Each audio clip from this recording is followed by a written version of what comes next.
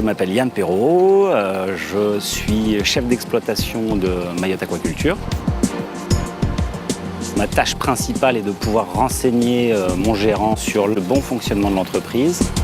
Pour ce faire, je supervise et je suis souvent opérateur également, à commencer par la coordination et la direction des équipes, que ce soit en production sur l'élevage pur ou au conditionnement des denrées alimentaires, la stratégie d'alimentation des cheptels, la logistique d'import de matières premières pour les cheptels ou pour les emballages pour l'expédition sur les marchés internationaux, le rôle de ressources humaines que je peux avoir en matière d'entrée et de sortie de personnel, la formation de ceux-ci, être assez précis moi de mon côté pour que tout le monde puisse trouver sa place en toute sécurité pour les travaux quotidiens.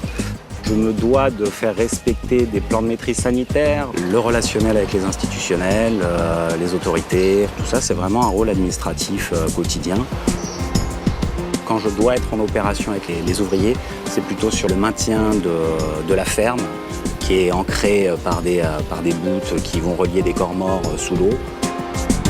C'est vraiment très satisfaisant quand je vois des salariés qui s'entendent bien, quand je plonge et que je suis au travail, je suis au palier, je nourris une tortue.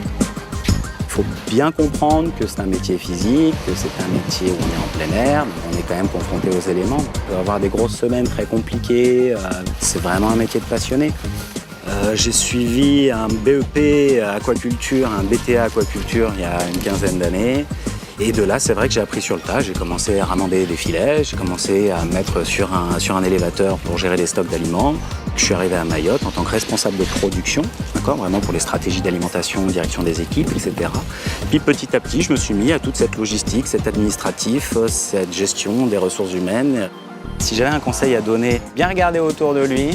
C'est quelqu'un qui travaillera certainement dans des milieux, j'ai envie de dire, hostiles, donc il va falloir qu'il soit passionné de ces milieux-là. Une entreprise aquacole en elle-même travaille 365 jours par an. On n'a pas forcément nos week-ends, on n'a pas forcément nos jours fériés, c'est des petites choses, mais c'est des choses importantes. Si on est suffisamment motivé, on peut apprendre sur le tas et passer des formations au sein d'une entreprise, mais il est vrai qu'il est quand même plus facile d'intégrer une entreprise avec un minimum de bagages